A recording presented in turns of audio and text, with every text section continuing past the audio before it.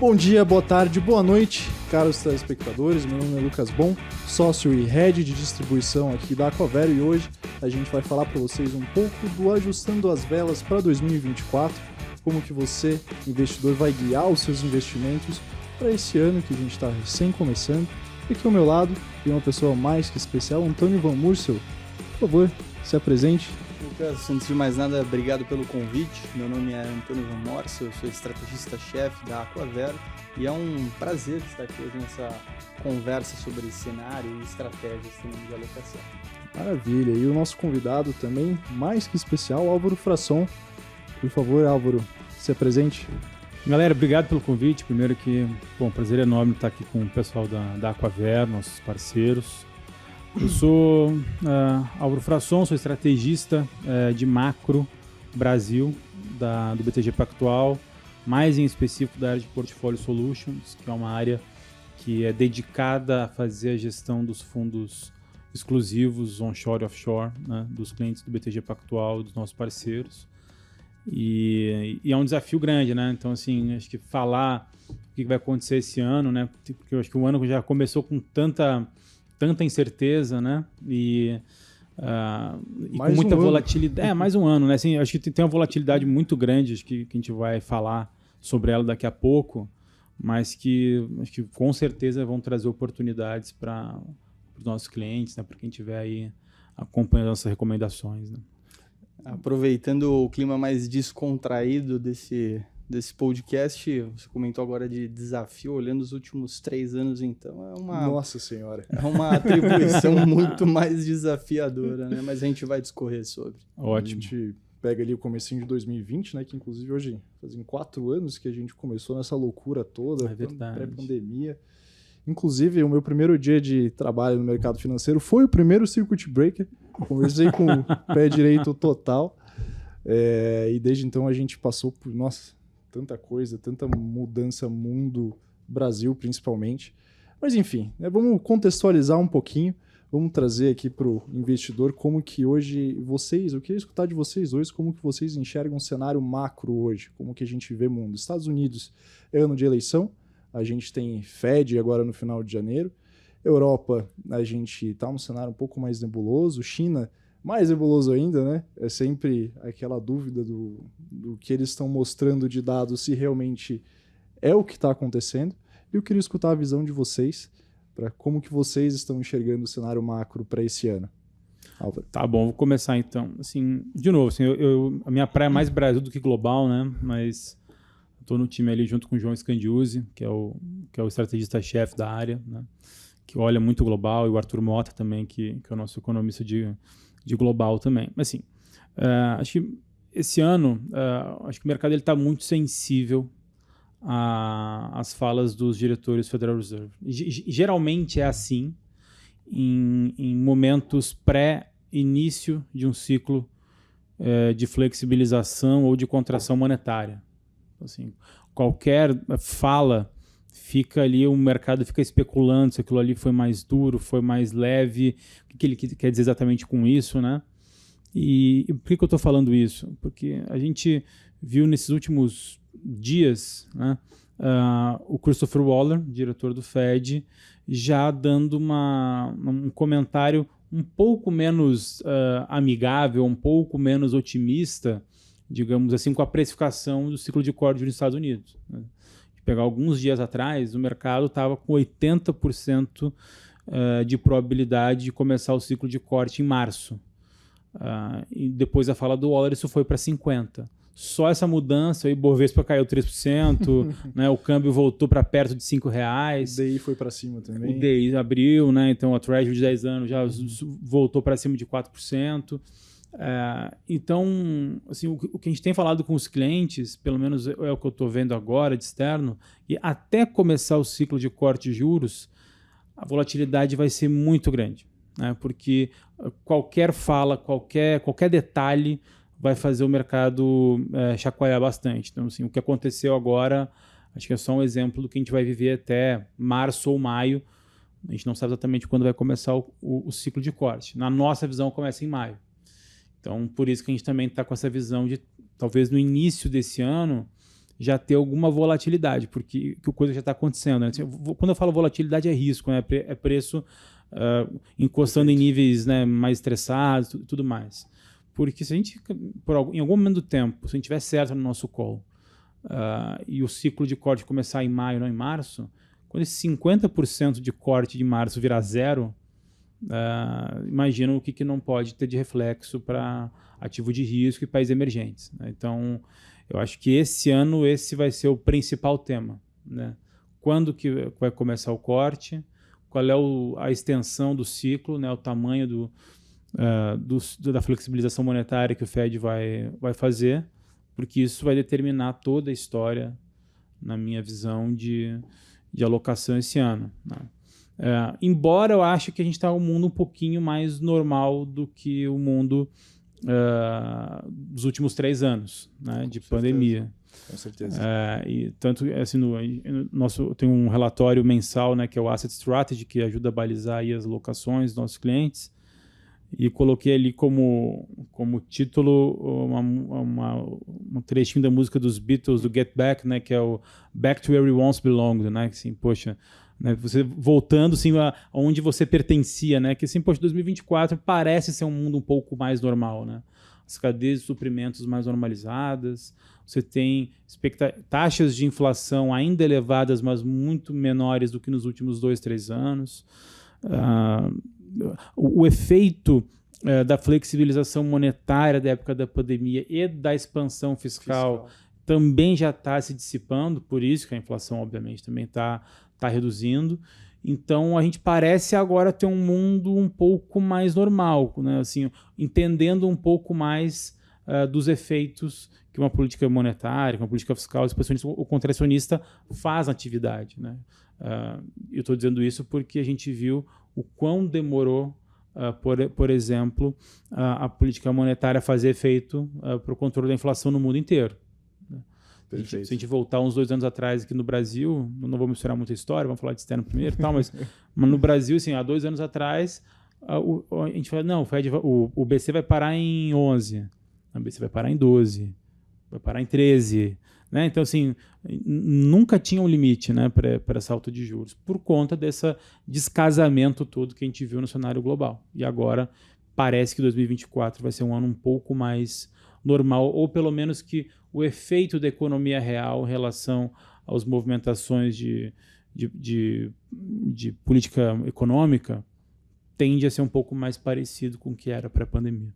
Maravilha. Então, desculpa, Tony, então aquele novo normal que a gente viveu por 3 anos agora está voltando a ser o velho normal. A gente, talvez aos poucos, o mundo se acostumou, entendeu o que aconteceu de fato.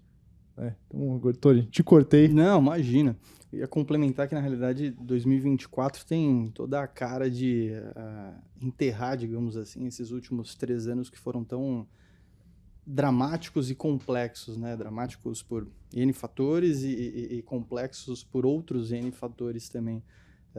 E dentre um desses elementos de normalização, inclusive, que a gente já começa a enxergar, talvez não de uma forma 100% concreta, mas pelo menos o embrião, né? Um movimento incipiente, que vale também a gente comentar, é uma certa normalização do mercado de trabalho nos Estados Unidos, um pouco também na Europa, embora a taxa de participação, a gente percebe que a força de trabalho ainda se encontra abaixo dos níveis pré-pandemia. Nos Estados Unidos fechou agora dezembro 23, mais ou menos 1,5% abaixo do nível lá de fevereiro de 2020, mas aquele mercado de trabalho super apertado, né, sobreaquecido de certa forma, que nós tanto ouvimos e lemos sobre ao longo de 2023, pressionando a inflação, principalmente a inflação de serviços, por conta do avanço dos salários. Isso também tende agora em 2024 a contribuir para esse retorno, como o Álvaro trouxe, né, para a normalidade que a gente tinha lá em 2020. Então, concordo, óbvio, com tudo que o Álvaro colocou aqui.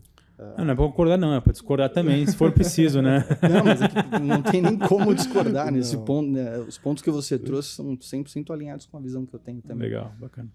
Poxa, muito legal. E eu queria escutar um pouquinho agora de China. Sei que você comentou no começo, Álvaro, você é um cara mais de Brasil.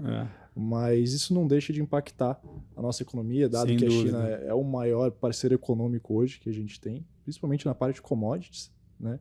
Como que você enxerga o cenário base para a China? Tá bom. Então, assim, a gente está com uma perspectiva de crescimento um pouco mais baixa para a China, né? Então, de 4,5%. Que não é nada baixo também, né? Para a China né? Para a China. Assim, a gente traz para a que China, para a gente gente. alto. Assim, e aí também vale até destacar um pouquinho o que é alto e baixo, né? Porque você tem que calcular ali, fazer aquela conta meio etérea do PIB potencial de cada país, né? O PIB potencial do Brasil hoje que é 1,5, 2, então se você crescer 4 é demais. O PIB potencial da China, 5, 5,5, 6 talvez. Então você crescer 4,5 é ruim. Então assim, o bom ou ruim depende da tua capacidade instalada, então do teu potencial de crescer, né? Então por isso que o 4,5 para a China não é bom. Assim, eu acho que esse ano é um ano que a desaceleração global ela é proeminente, né? Então assim, acho que todo o movimento de contração monetária que a gente viu no mundo inteiro, Estados Unidos e Europa sobretudo, obviamente fazem ali o cliente da China, né, demandar menos. E aí, obviamente, você cria um problema também na China, né, que tem uma inflação muito mais controlada que os outros países desenvolvidos, China e Europa, zona do euro e Estados Unidos. Eles não estão num nível expansionista da taxa de juros, lá um pouquinho diferente. Eles fazem o yield curve control, né, eles controlam vários vértices, não só o curtíssimo como é o Brasil, né, e como é o Fed, por exemplo. Eles teriam espaço para fazer uma flexibilização adicional, dado a inflação bem mais baixa. Mas eles estão tentando fazer isso de outras formas, com mais política fiscal e crédito também, né? Assim, vai lembrar, ali ano passado, a gente teve ali os movimentos do governo chinês para incentivar o setor de construção, né? Que é, digamos assim, a grande... calcanhar de Aquiles. O grande calcanhar de Aquiles da China. Não só no ano passado, né? Nos últimos anos. A gente viu, inclusive, exato. Os movimentos em Vale foram absurdos e basicamente impulsionados por injeção monetária do governo chinês na economia. Então, a China, acho que ela imaginava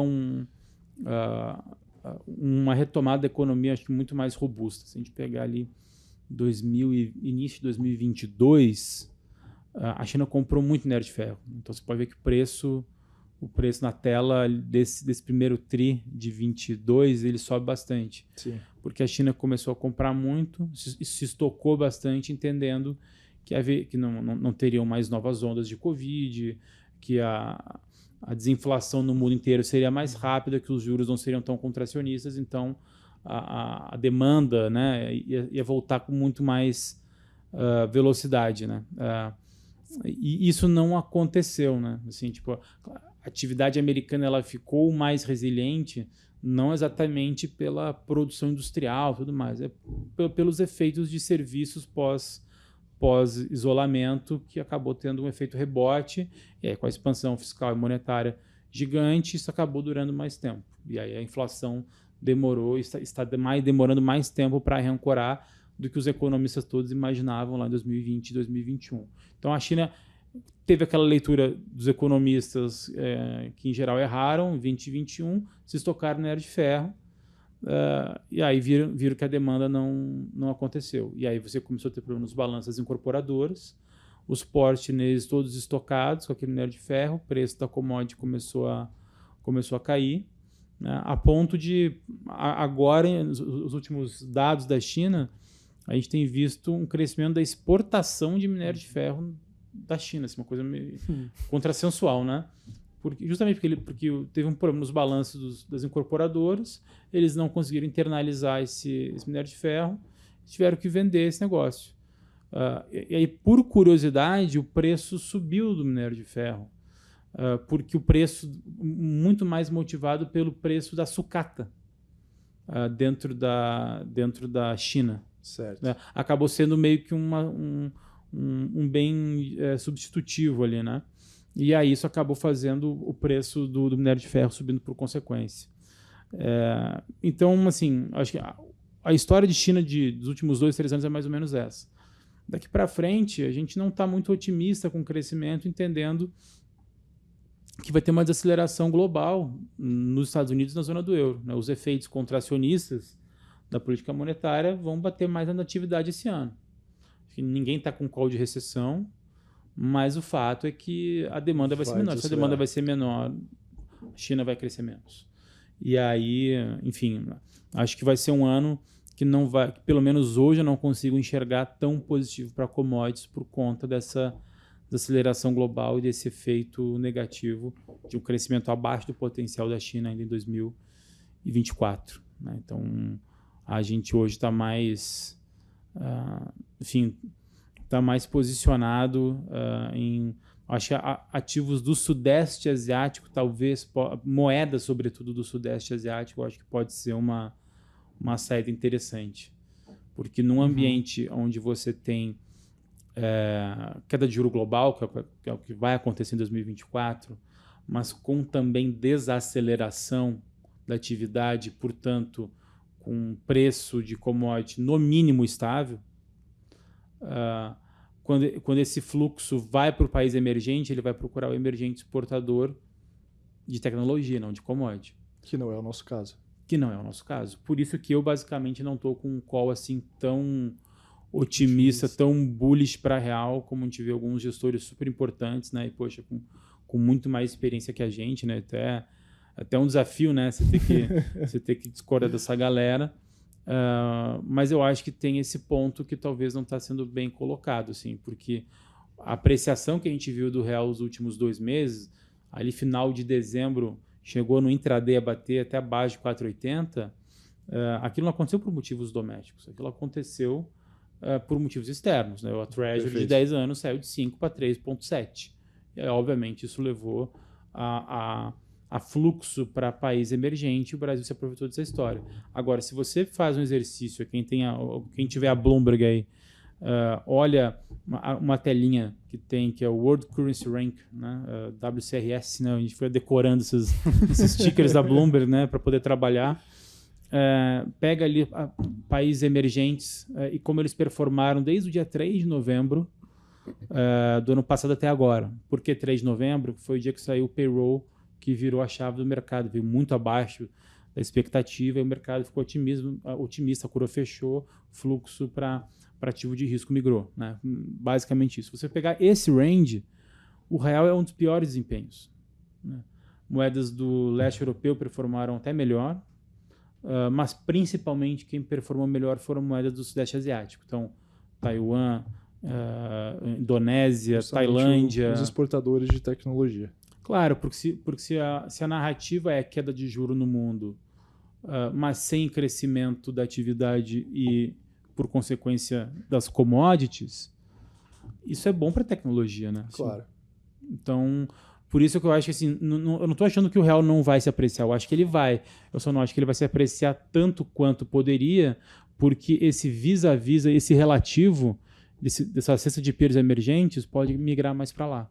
Até porque se você pegar e faz agora o exercício contrário, olha o desempenho das moedas emergentes desde o dia 1º de janeiro de 23 até 31 de outubro, quem mais andou foram os latinos. Né? Pelo carry gigante que a gente tem em relação à taxa americana, e porque nesse período de 23 a tese era o contrário, a tese era do higher for longer, né? No juro americano. E aí quem apanhou foi tecnologia, somada ainda a riscos geopolíticos, perfeito, aquela história toda, né? Então migrou. O que eu estou vendo agora é esse efeito contrário, né? Então e é até um pouco contrassensual de um lado, porque assim, se China está crescendo menos, em tese deveria bater negativamente nesses países, mas eu acho que esse efeito tecnologia, como ele é percebido, né? Eu tenho uma cesta de emergentes que basicamente se divide entre exportadores de commodities e exportadores de tech. Exportadores de tech vai andar, então acho que se beneficia muito mais. Eu acho que vai ser esse movimento desse ano. Maravilha, maravilha. Então, resumidamente, o impacto de China para o Brasil esse ano acaba sendo negativo, visto que eu acho que não negativo, mas o mundo acaba olhando mais para a China do que para o Brasil por conta desses motivos. Assim, eu acho que o mundo sempre olha mais para a China do que o Brasil por conta do tamanho de China. Né? Então, acho que esse é o primeiro ponto. A segunda maior economia do mundo. Exato. O que eu acho que assim, o Brasil ele não vai ter tanto... A moeda, não é Brasil, acho que é o real, né? O real, acho que ele não vai ter tanta atratividade assim se de fato o commodity não andar por conta de China ter um crescimento abaixo do potencial. Entendeu? Acho que Entendi. É mais ou menos esse o resumo da história para esse ano. É claro, a gente tem um diferencial de juros ainda gigante. Né? De novo, pega essa mesma cesta de emergente, bota ali o spread do 2 anos contra o 2 anos US. A gente só é o maior da Rússia por motivos óbvios. Né? Mas a gente é o maior que México, maior que Colômbia. Tem estimativas interessantes de produção de petróleo para o Brasil, né, nos próximos anos. Para esse ano, sobretudo a estimativa da EPE, né, da Empresa de Pesquisa Energética, de mais 15% de aumento na produção de petróleo. Então, a gente deve ter, de novo, um saldo na balança comercial de petróleo e derivados recorde de novo. Isso é uma tese que essa sim é uma tese estrutural de real bullish, que eu não sei se vai se confirmar em 24, mas talvez possa se confirmar ao longo do tempo, em 25, 26, enfim. Mas essa sim é uma tese, assim, se a nossa balança comercial tiver uma mudança estrutural, de fato, por conta da produção de petróleo, aí tudo bem, aí acho que o real pode voltar para uns R$4,20, R$4. Não sei se agora, né? Mas isso pode acontecer. Eu só acho que tem aí no meio do caminho peers que podem performar melhor. Valeu? Acho que esse ano o Brasil, a gente cansou de escutar que a gente estava ganhando de WO, né? Eu acho que 2024 talvez não seja exatamente assim. Vai ter um oponente do outro lado do campo, entendeu? Essa questão que a gente estava dando alguns passos atrás, né? Você comentou do PIB ser alto, enfim, a gente precisa não, mas trazendo à tona, na realidade, os dados que foram divulgados hoje de madrugada, né? Por exemplo, a expansão do PIB agora no quarto tri da China, também de 2023 como um todo. Em 2023, a China cresceu 5,2%, exatamente, 5,2%. Pelo menos conforme os dados que foram divulgados. Né? Exatamente em linha, né, com a meta de expansão de crescimento para o ano.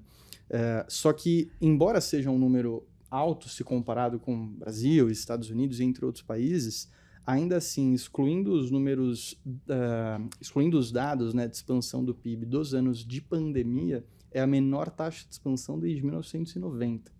O que mostra que realmente, assim, é um número alto? Mas para a China para eles. É baixo. Né? E, além de tudo, a gente percebe também que existe uma desaceleração em curso. Em base trimestral, o PIB cresceu 1% no quarto tri e no terceiro havia crescido 1,5%. Né? 1,4% que foi revisado para 1,5%. Então, de novo, mais um sinal de desaceleração. Né? E quando a gente aprofunda um pouco mais os dados, as informações, a gente percebe que existe uma certa dicotomia, talvez, entre a forma como o crescimento por lá ocorre. A gente percebe que o consumo, né, em termos assim de volume de serviços, produção industrial, até vem apresentando alguma expansão recentemente, mas investimento vai exatamente na direção contrária, principalmente no setor imobiliário, que a gente estava conversando, né? E às vezes, para quem está nos ouvindo, as pessoas podem não entender, mas por que o setor imobiliário para a China ele é tão importante? Né? Por que tanto se fala de crise imobiliária, calcanhar de Aquiles e etc? Cidades fantasmas, que falaram bastante no ano passado. Né? O PIB chinês, 25% do PIB chinês é por conta do setor imobiliário. Está relacionado ao setor imobiliário. 70% do patrimônio das famílias também está relacionado ao setor imobiliário. E é natural, se 70% do meu patrimônio está alocado em um setor e esse setor ele está passando por uma situação delicada há anos, para onde que vai a minha confiança? Vai para o chão, eu não tenho confiança. Eu não sei como é que vai ser o futuro. Qual que é a prática dessa teoria? O consumidor não tem segurança em consumir. O que eu vejo hoje em dia, e aí eu queria até ouvir tua opinião também sobre, é uma recuperação cíclica baseada em estímulos lá na China, né? Ou seja, a gente percebe que o governo ele vem fazendo alguns estímulos ao longo dos anos, mas principalmente agora em 2023, né, trazendo aqui para a conversa principalmente 2023, estímulos fiscais para tentar estimular, só que esses estímulos eles não atacam a raiz do problema, não fazem com que a confiança do chinês volte, né?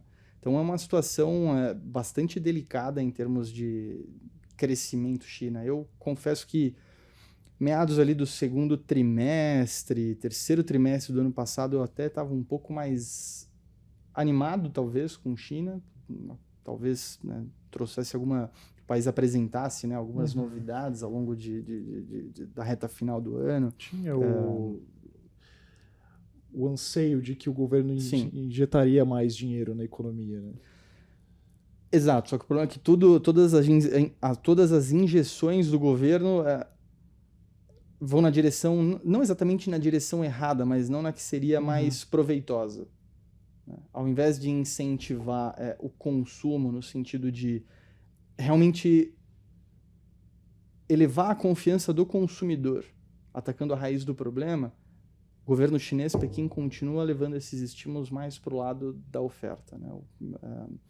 Por isso que eu falei, na minha opinião, essa recuperação ela acaba sendo cíclica, baseada em estímulos, não atacando a raiz do problema e, portanto, não é uma recuperação estável ou sustentável, digamos assim.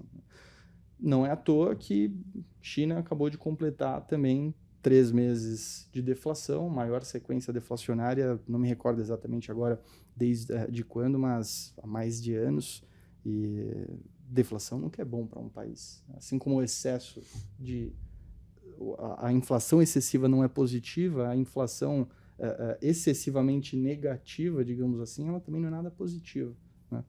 E a gente enxerga exatamente isso por lá, uma crise imobiliária, uma deflação, baixíssima confiança, tanto do consumidor quanto do setor privado, em termos do empresário mesmo, né? Ou seja, não tem investimento. Sem investimento, o que acontece com o país? Queria até ouvir um pouco tua opinião nessa questão assim, dos estímulos, né? Porque muito se fala, muito se ouve, na verdade, hoje em dia.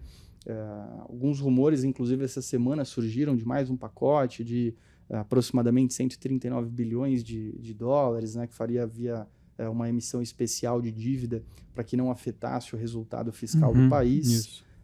Considerando, inclusive, que a Bloomberg soltou hoje também uma nota de que a relação dívida-PIB alcançou um novo recorde, né, de quase 290%.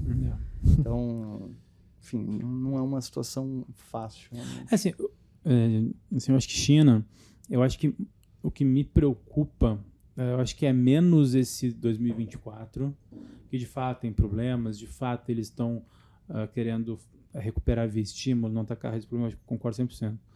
O ponto é que assim, cara, a China cresceu muito tempo 2 dígitos. Assim, aí a gente volta lá para livro-texto de macroeconomia, né, que é a teoria do desenvolvimento de Solow, né, que assim, você tem as economias desenvolvidas que crescem pouco porque elas fizeram um grande crescimento lá atrás, né? Aí começa a vir os emergentes, que obviamente têm taxas de crescimento maiores, mas vão fazendo um catch-up e vão chegando lá no tal do steady state, né, que é aquele lugar onde você vai crescer aquilo ali, né?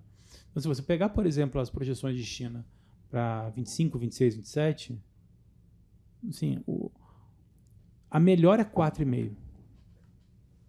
Então, assim, o que mais me preocupa é que a China está chegando num nível que eu acho que não dá mais para chamar de país emergente, né? E, de fato, ela está se encaminhando para um PIB potencial muito mais baixo. E aí, então, se a China está tendo um PIB potencial mais baixo, a demanda global está muito mais baixa.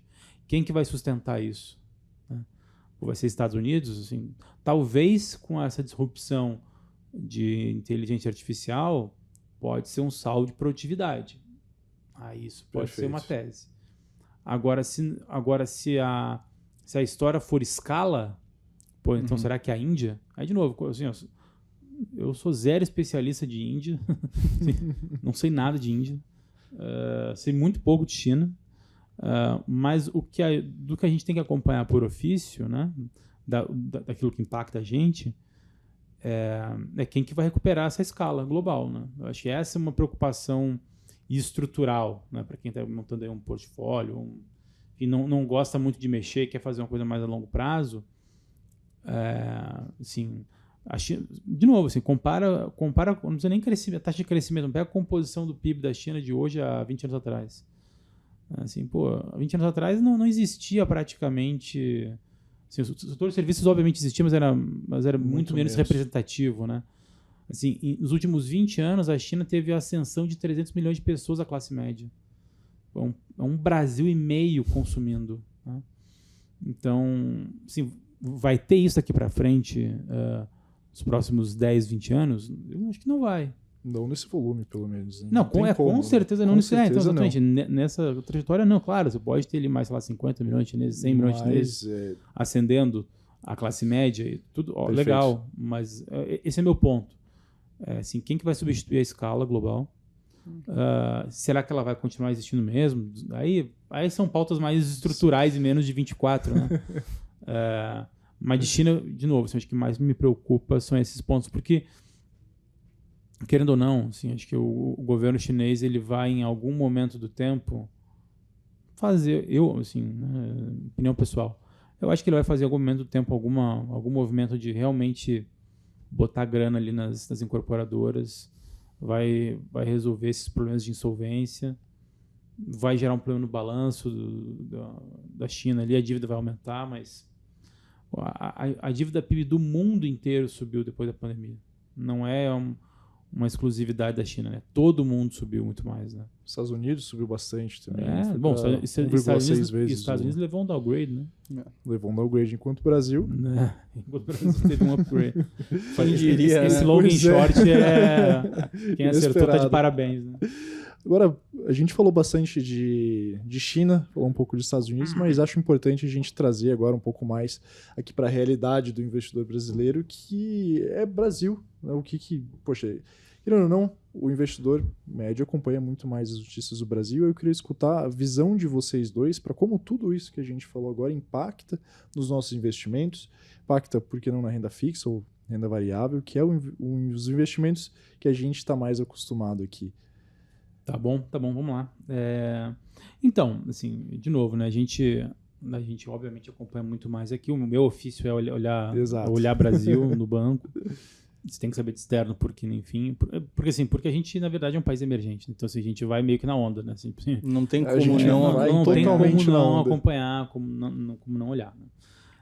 Então, assim, eu acho que nesse curto prazo, acho que tem, de novo, assim, acho que esse impacto no câmbio, eu acho que pode penalizar um pouco ativo de risco no Brasil, nesse curtíssimo prazo. Isso não quer dizer que a gente não tem que estar aplicado, estar posicionado em risco. Assim, pega o Asset Strategy, a gente está overweight em inflação, com duration de 9 anos, em pré, com duration de 3 anos, a gente está overweight em bolsa. A gente acha que tem movimento, mas assim, se você tem que estar consciente que vai ter uma vol nesse curtíssimo prazo. Né? É claro, se a atividade, se o mercado de trabalho americano começar a desabar, aí é uma outra história. Aí esquece tudo que eu falei, bota no lixo. Mas faz o que não é o cenário básico, pelo menos. Mas faz o que eu estou falando, que é ficar aplicado, né? Assim, que é ficar over nessas posições mais arriscadas, né? Porque, assim, de fato, assim, o juro vai cair lá, e aí a narrativa vai ser para quanto que cai? Vai ser 4, vai ser 3,5, qual que é o Fed Fund Rate terminal, né? Então isso vai ser importante para o Brasil, vai destravar risco, vai trazer fluxo para cá. Tudo aquela história que a gente já falou antes. Perfeito.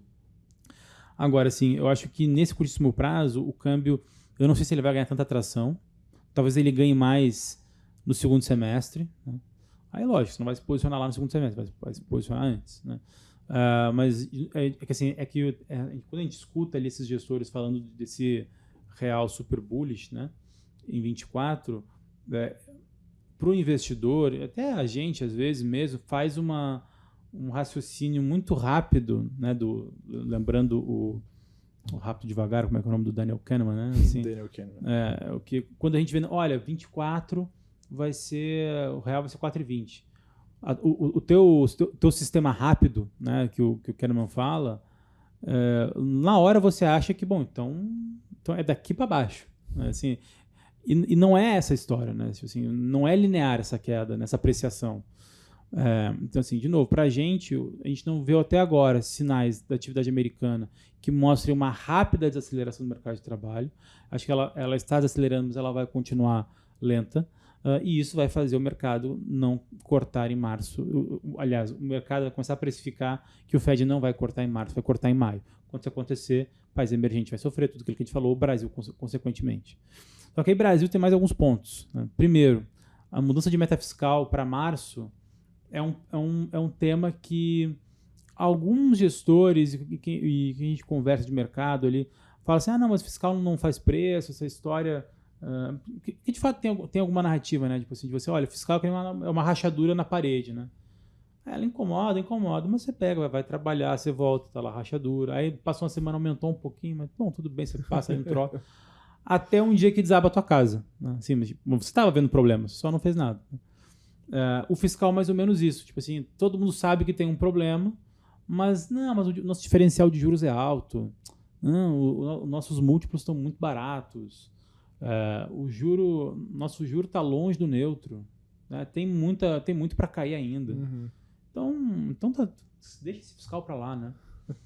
E eu acho que não é exatamente isso, assim, até porque eu acho que daquilo que eu falei antes da moeda brasileira, apesar da apreciação ter sido uma das piores emergentes nesse movimento dos últimos 2 meses, acho que ela guarda um pouco de relação com essa narrativa fiscal pior, porque foi nos últimos 2 meses que a gente começou, então vamos mudar a meta na LDO já de 24, vamos botar 0,5% de déficit, aí recuaram. Mas assim, só postergaram o problema, porque a gente vai ter uma atividade menor, a arrecadação vai ser menor. Não acho que as medidas de arrecadação aprovadas vão trazer o potencial arrecadatório que o governo está esperando. E aí vai chegar em março. Aí no final do ano teve a derrubada do veto presidencial. Então, continuará a exoneração da folha de pagamentos para 17 setores e municípios. Isso é um impacto de 20 bilhões na despesa.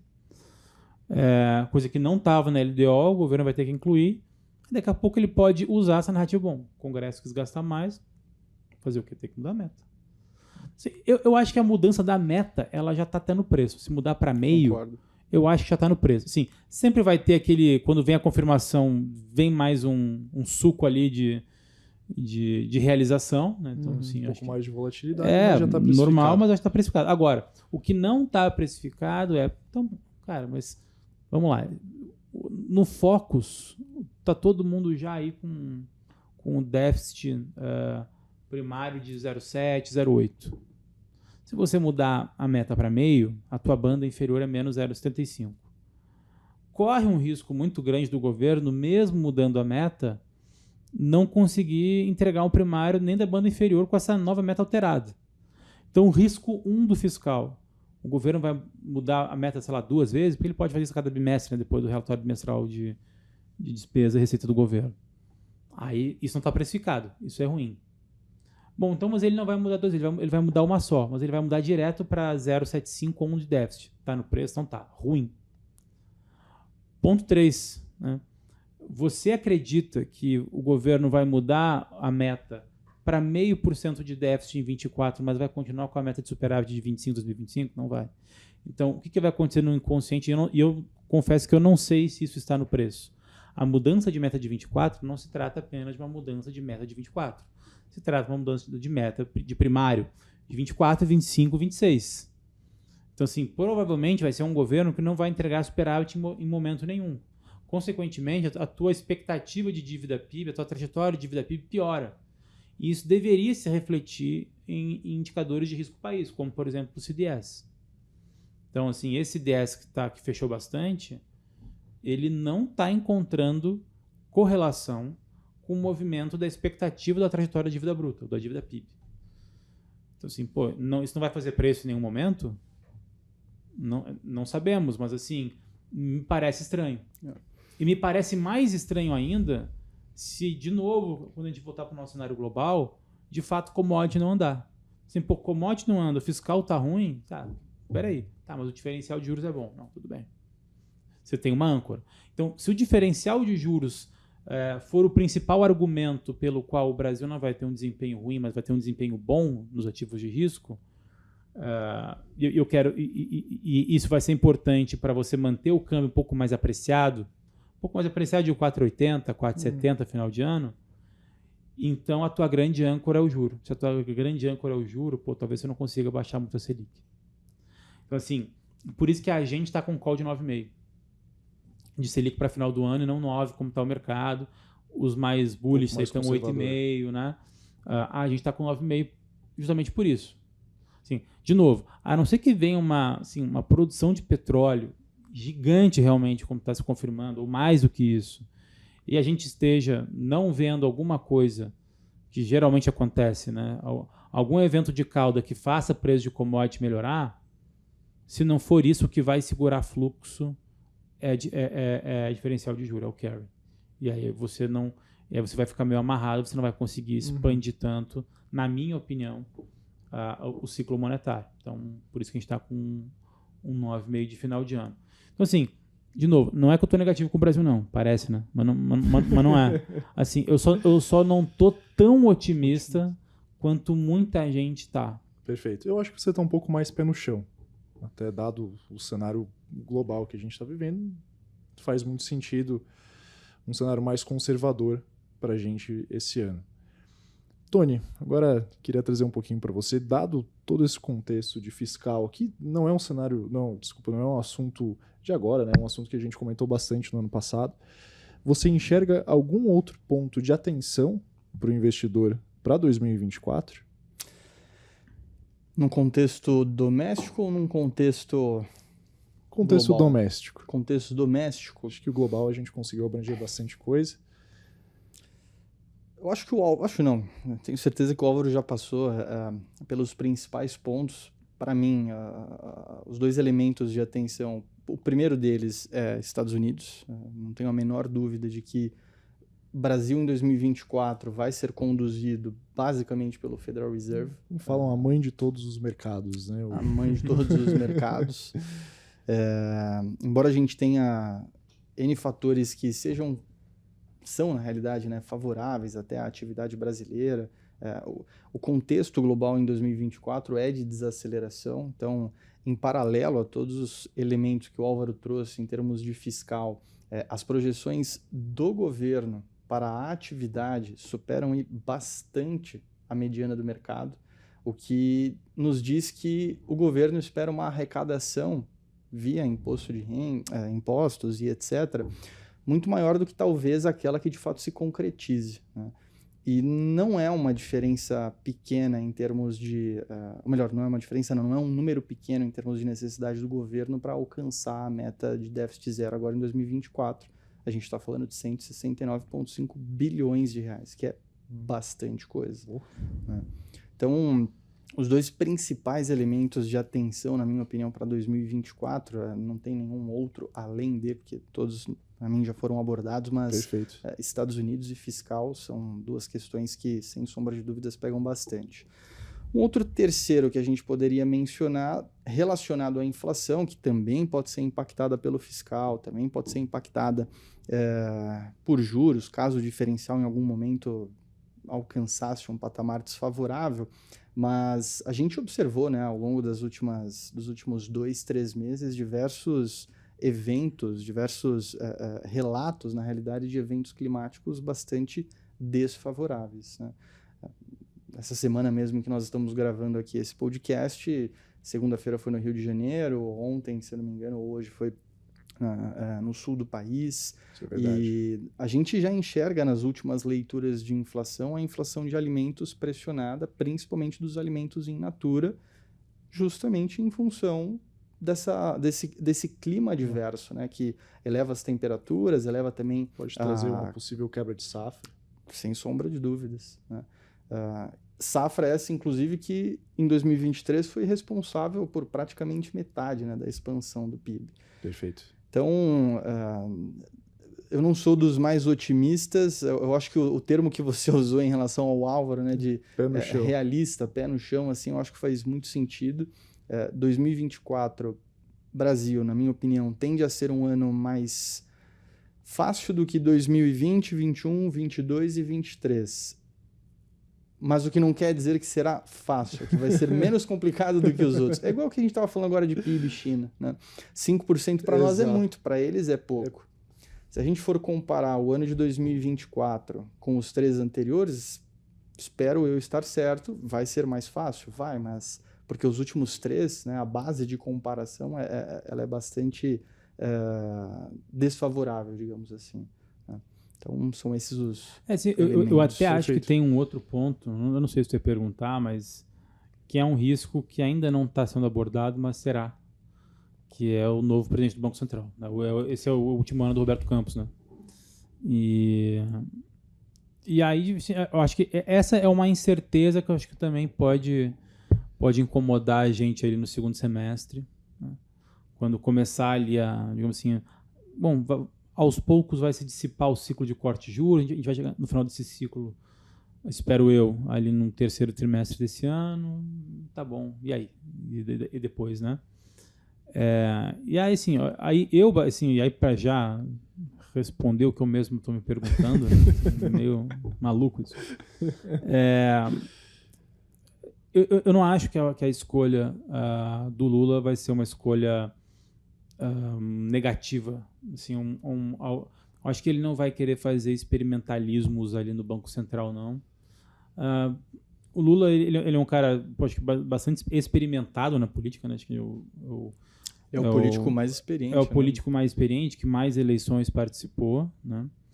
Pelo menos desde a democratização para cá, participou praticamente de todas, né? Ou quase todas, né? 14, 18, acho que foram as duas que ele não participou. Não, 10, 14, 18, né? Que ele não participou. Isso.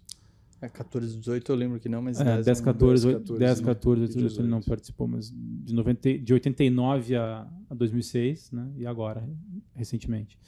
Então, assim, tudo isso para dizer o seguinte, o Lula, ele entende, por essa experiência eleitoral, de que a população, que o voto ele é muito sensível à inflação, sobretudo à inflação de alimentos, que é um item muito volátil, que você estava comentando.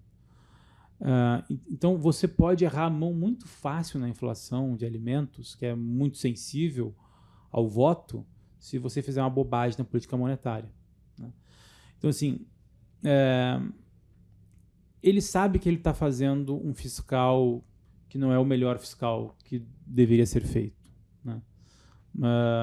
Tudo isso para dizer que, sim, se ele desancorar a política monetária com esta política fiscal, a história não vai ser boa. A inflação vai voltar forte, aquela novela que a gente já viu no Tombini. Né? Dito isso, vamos fazer um exercício, se ele coloca um novo presidente do Banco Central, qualquer que ele seja, e queira dar um direcionamento para forçar um ciclo de expansão monetária ou botar o nosso juro abaixo do neutro, o que ele vai provocar em 26? Uma inflação alta, e sobretudo uma inflação de alimentos, que é um ano eleitoral. Né? Então, assim, eu não acho que 25 vai ser um ano de bobagem política monetária, não. E acho que quando o mercado se tocar dessa história, a gente pode ter mais fechamento da curva. Por isso que eu acho que faz sentido você ficar aplicado em alguns vértices um pouquinho mais longos. Acho que só para contextualizar o nosso investidor aqui, aplicado e tomado em juros. Qual a diferença aqui? Exato. Isso gera uma confusão danada. Quando você está aplicado, você está apostando que quando você tem um fechamento da taxa, você tem um retorno. Quando você está tomado, a posição é o contrário. Né? Se você tem um fechamento, você está, na verdade, apostando na PU. Né? Então essa é a grande diferença. Está aplicado na taxa, fechamento. Você ganha dinheiro, está tomado na taxa, você tem um fechamento. Você perde dinheiro. Você perde dinheiro. Então, assim, estar aplicado é importante, porque eu acho que essa incerteza ela vai aparecer, ela vai aflorescer no mercado brasileiro, acho que mais no segundo semestre. E se eu tiver certo, acho que o mercado, quando ele se tocar que não vai ter muito espaço para muita flexibilização monetária em 25, você vai ter um fechamento adicional da curva de juros. Até porque assim, não acho que o ciclo do Fed termine em 24, acho que ele continua em 25. Então, assim, se você tiver um global ajudando ainda, né, com mais corte de juros, e você reduzindo essa incerteza de condição estrutural de política monetária, acho que o pré pode fechar mais, acho que o juro real, sobretudo, pode fechar muito mais. Né? Assim, o juro real longo do Brasil é B45, B60, está em 5,5. Tá, assim, Ainda está distante do juro neutro do BC, que é 4,5%, que é um juro neutro que subiu nos últimos 2 anos. O nosso juro neutro há uns anos atrás era 3, 3,5%. Então, eu acho que tem um espaço para fechar na parte mais longa. Essa é uma das razões pelas quais também a gente está aplicado esses vértices mais longos. Né? Perfeito. Agora vamos falar um pouquinho de portfólio em si, não de papéis especificamente, mas dado todo esse cenário global, aqui o cenário brasileiro também, você enxerga que o portfólio do investidor para esse ano tem espaço para ser um pouco mais arriscado, ou com tudo isso ele seria mais saudável, que ele fosse um pouco mais conservador? Tá. Depois, Antônio, eu não vou fazer monólogo tão, tá? Depois. Mas, assim, cara, assim, eu acho que a posição hoje das nossas alocações que mais me surte questionamentos é o aplicado no pré, eu confesso. Porque, ou pelo menos nesse curtíssimo prazo, tá? Ok.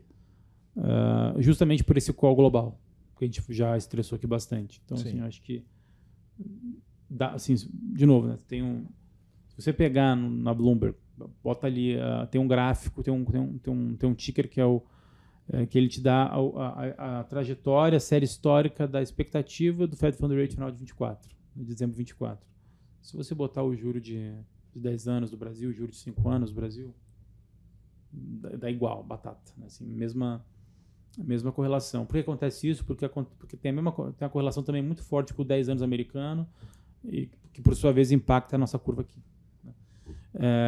Então, se nesse curto prazo a gente tiver algum estresse adicional, vai cortar um pouquinho depois, eu acho que, assim, taticamente, acho que essa é a melhor resposta para a alocação. Taticamente, talvez reduzir um pouquinho o pré pode fazer mais sentido. Só que eu não faço alocação lá sozinho, a gente tem um comitê, né? Como toda boa casa. Perfeito. E aí, assim, às vezes eu tenho que ser convencido, né, pelos gestores, assim, poxa, mas assim, regra de bolsa, isso é rasgar a regra de bolso em ciclo de corte de juros tem que estar aplicado.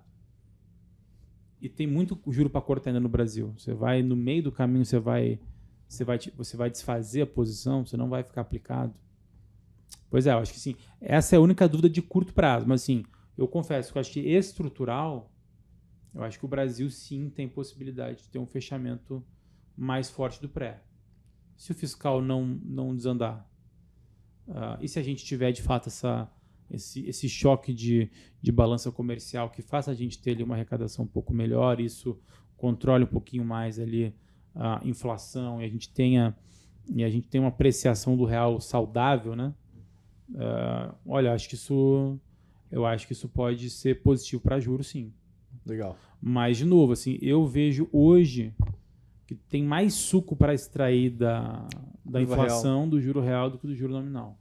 Se a gente pegar esse movimento que a gente falou do 3 de novembro para cá, se a gente pegar o movimento do juro de 3 de novembro para cá, a implícita fechou muito. Então, assim, que basicamente o pré fechou mais que o juro real. Então, o juro real longo de 5,5 não me parece fazer muito sentido ainda, né? Está muito próximo daquele nível de 6, que é uma coisa meio também do nosso sistema rápido ali, que quando a B bate 6, você tem que comprar. Outra regra, essas tautologias do nosso mercado, né? Tipo assim, não, bateu 6, compra. E de fato, né? Assim, quando bateu 6 eu comprei e me dei bem. Então, assim, vou continuar com essa regra pelo menos próximo. Assim, tá 5,5. Será que vai ficar? Será que essa é a taxa longa? Não sei. Então, eu acho que qualquer novidade minimamente positiva, ou seja, quando começar o ciclo lá fora de corte, quando a meta mudar, mas muda para meio que já está no preço, talvez a gente pode ter um fechamento mais forte do juro real. E aí, consequentemente, você está aplicado em bolsa também, né? Tá over posicionado em bolsa. É importante no momento do ciclo de corte de juros.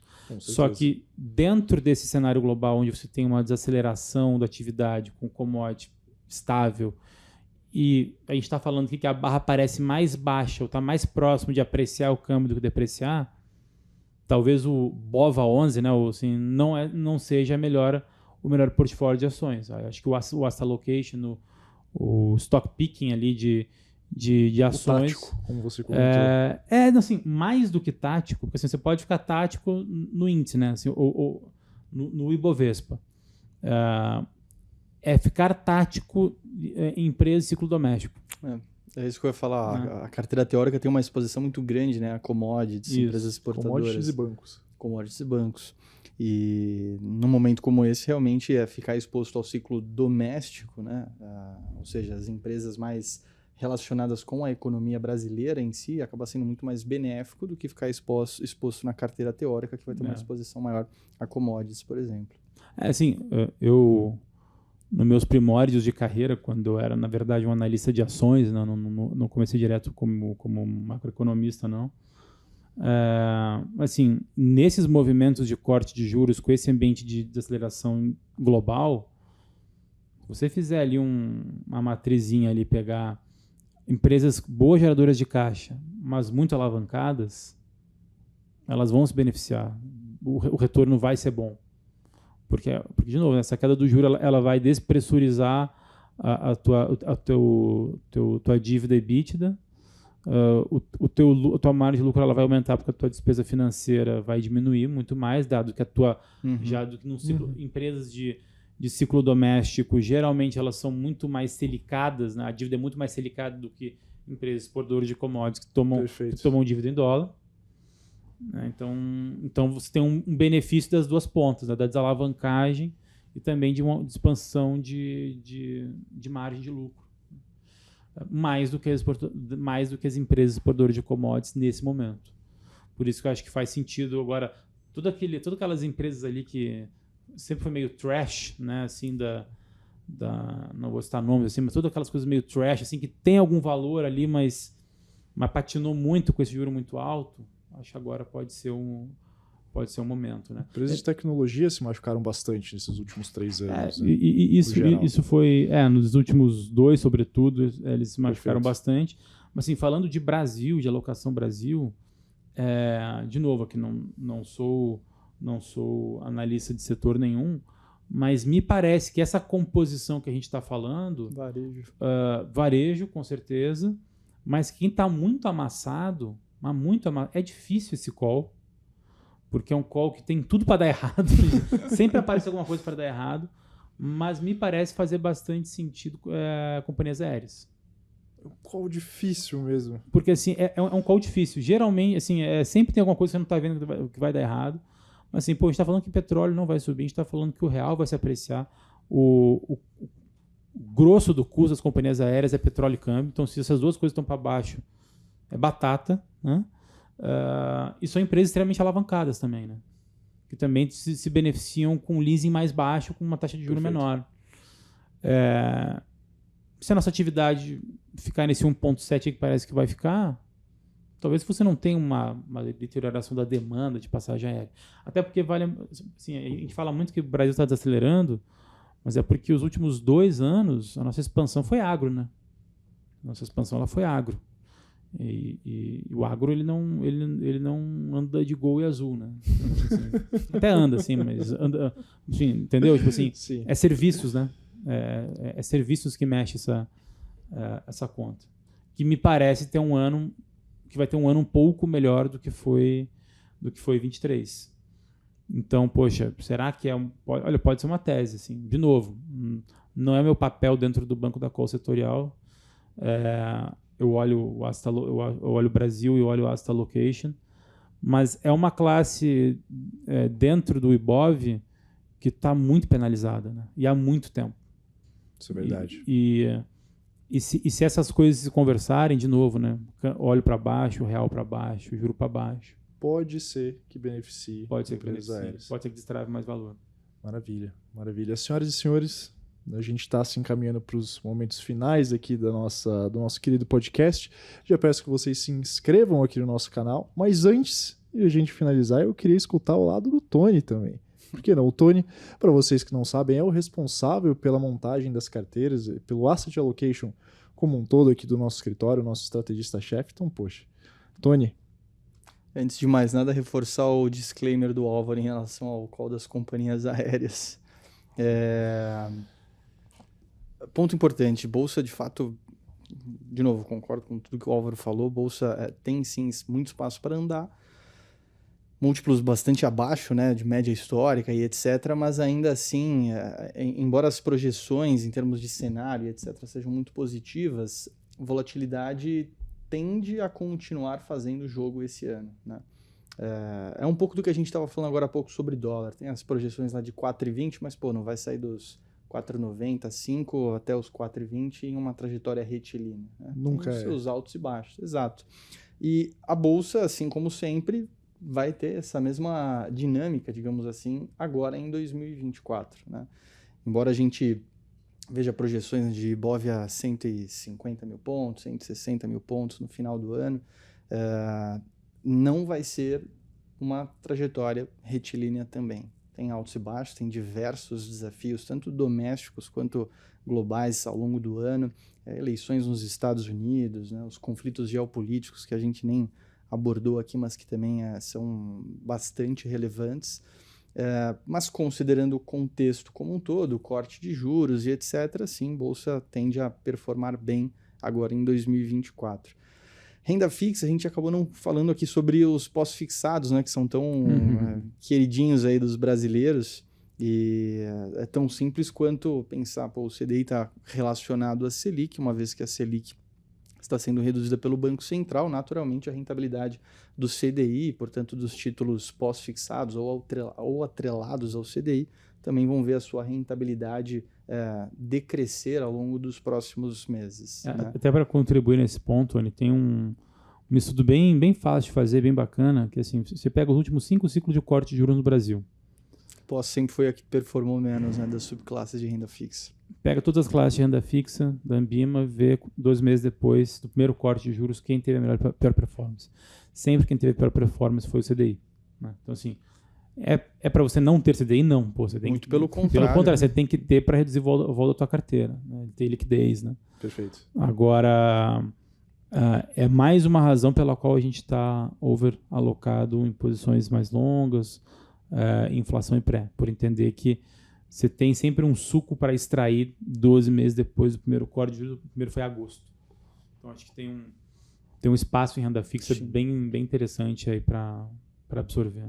E sem contar que o rendimento do CDI, ele atualmente não é nem um pouco ruim. Não, embora não seja bom como era há 6 meses atrás, ainda assim é uma boa rentabilidade. É uma classe que, claro, depende dos ativos, mas normalmente apresenta uma liquidez maior, portanto o investidor ele tem um poder de manobra, né, digamos assim, para, agora realmente já não faz tanto sentido assim, vou reduzir mais a minha exposição após para alocar em inflação ou em renda variável, né? Mas dentre as famílias de renda fixa pós pré-inflação, acredito que os ativos atrelados à inflação são aqueles que apresentam hoje a melhor relação risco-retorno, né? Por um lado, se tudo der certo, os ativos vão se valorizar pelo fechamento da curva. Por outro, se tudo der errado, o investidor tem a proteção ali, que é natural também, né, intrínseca aí desses ativos atrelados à inflação. Então, em termos de alocação, falando de renda fixa especificamente, minha classe favorita, digamos assim, é, sem sombra de dúvidas, aqueles títulos atrelados à inflação. Respondendo a pergunta que você fez para o Álvaro, né, se 2024 é o ano do investidor se tornar mais arrojado, comparado com o passado, né? 2024 Perfeito. Tende a proporcionar um terreno mais fértil, digamos assim, para os ativos de risco, por todo o cenário que a gente já estressou aqui ao longo desse bate-papo. Mas ainda assim é imprescindível que o investidor leve em consideração o seu perfil. Não adianta acreditar que a bolsa é a bola da vez, digamos assim, né, em 2024, e só por isso colocar lá 50%, por exemplo, do patrimônio em ações, seja na carteira teórica, né, no ETF, ali no BOVA11, ou enfim, qualquer stock picking da vida, e não ter uma noite bem dormida, ficar estressado. Tem aquela grande diferença do quanto o investidor acha que aguenta tomar de risco e quanto ele pode, de fato, tomar de risco, né? Eu diria que 2024 é o ano... Eu tenho falado isso para algumas pessoas, que é o ano que você vai colocando para o investidor mais conservador, né, conservador moderado. Sabe quando você vai entrar na piscina e você não tem certeza se a água está... Bota o pezinho. Põe o pé, vê como é que tá, sente, aí, pô, dá para entrar. Vai entrando aos poucos. Vai aos poucos, não mergulha de vez que você pode se assustar. Principalmente, na minha opinião, agora nesse primeiro semestre, que eu acho que tem muitos eventos que podem chacoalhar bem o mercado. Perfeito, perfeito. Antes de a gente finalizar, Álvaro, você tem algumas considerações finais para passar como alguns, talvez, pontos de atenção, novamente, para os nossos investidores, para que ele tenha um 2024, assim como o Tony comentou, vai colocando o pezinho, vai entrando aos poucos para o investidor. Então, assim, primeiro, obrigado pelo convite. Pô, eu adoro bater papo, como vocês perceberam. E legal que a parceria, né, do BTG com a Aquavero, assim, eu acho, pô, é uma parceria de super sucesso, a gente está super feliz, então é legal ter essa proximidade, né? E saber que, poxa, nossos clientes aí estão todos eles muito bem atendidos, né? Assim, a gente trabalha bastante dia e noite aqui para entregar as melhores análises, alocações, sugestões. Assim, de novo, acho que a gente comentou muito, pouco adicionar mesmo. Assim. Acho que o único ponto assim, são os principais eventos do ano. Quando e quanto o Fed vai cortar de juro. Aqui no Brasil, até onde vai o ciclo de política monetária. Como é que vai se dar as eleições dos Estados Unidos. Né? Parece que os republicanos estão voltando forte, né, nas primeiras prévias que fizeram até o momento. Como é que a China vai se recuperar dessa história ou não, né, de crescimento mais baixo, e se não só em 24, mas se a narrativa se ela vai ficar para os próximos anos. Olha, pessoal, realmente, China é 4,5 e comemora. Né? Se for isso, aí o mundo pode ter algum choque ali de demanda global, isso pode trazer algumas atenções ao longo do ano. E no final do ano, eu acho que o papo de quem que vai ser o novo banqueiro central também vai ser bastante acalorado, isso vai trazer volatilidade. Né? Assim, dificilmente eu acho que a gente vai ter uma escolha super antecipada e calma. Né? Assim, não parece ser o perfil, né? Assim, da decisão. Né? Então, assim, parece deixar amargar a história, né? O troço ter ali algum amargor nesse meio do caminho até alguma decisão que eu particularmente acho que não vai ser muito negativa, não. Mas, de novo, assim, acho que vai ser um ano que parece ser mais normal dos últimos 3, né?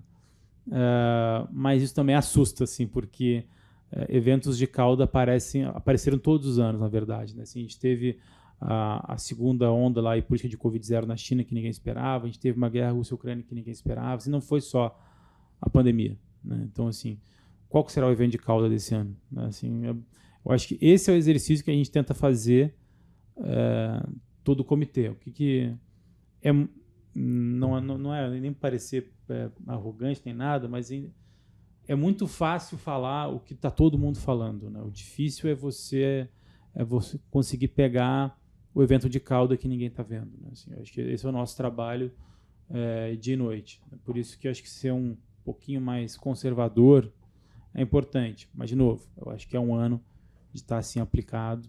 Já era para estar aplicado. Né? Quem não está vai para B mais do que no pré. Eu acho que tem ali mais suco para extrair. E bolsa aqui no Brasil, o que a gente acabou de comentar. Dado o ciclo global, mais para baixo vem para quem está ali com a corda no pescoço, com esse juro que indo para 9, 9,5, dependente do nível, você vai ter ali acho que um desempenho mais positivo. E de macro, assim, de novo, eu acho que o Brasil ele pode continuar com uma tese positiva. Né? Assim, é só a gente não fazer muita bobagem no fiscal. Então, assim, eu acho que essa muita bobagem no fiscal é não mudar a meta para mais do que já está no intrínseco do mercado, que é esse 0,5% de déficit, e tentar criar alguma narrativa, não sei como, de que é um on-off, que 25 você vai perseguir no mínimo 0, mas você vai ter que entregar um superávit nos 2 anos posteriores, porque nos 2 primeiros você fez um baita de um déficit primário, e você acabar 4 anos com déficit primários consecutivos, você meio que desdiz a narrativa pelo qual o arcabouço veio e fechou a curva de juros. O arcabouço ele fechou a curva de juros nada mais do que uma promessa de entregar um superávit em algum momento do tempo. Se isso não se desfazer, eu acho que o Brasil pode ter um ambiente bem bom esse ano. Maravilha, maravilha. Senhoras e senhores, um papo de peso aqui com Álvaro Frasson e Antônio Van Mursel. Muito obrigado pela participação de vocês dois, Álvaro. Você é muito mais do que bem-vindo nos próximos podcasts. Tony, você é da casa, tá aqui, senta na minha frente. Então, poxa, o convite também está feito para vir mais vezes. Obrigado pela participação de vocês. E vocês que acompanharam o nosso podcast até aqui, muito obrigado também. Não esqueça de deixar o seu like aqui no vídeo e se inscrever no nosso canal para que você não perca os próximos podcasts. Obrigado.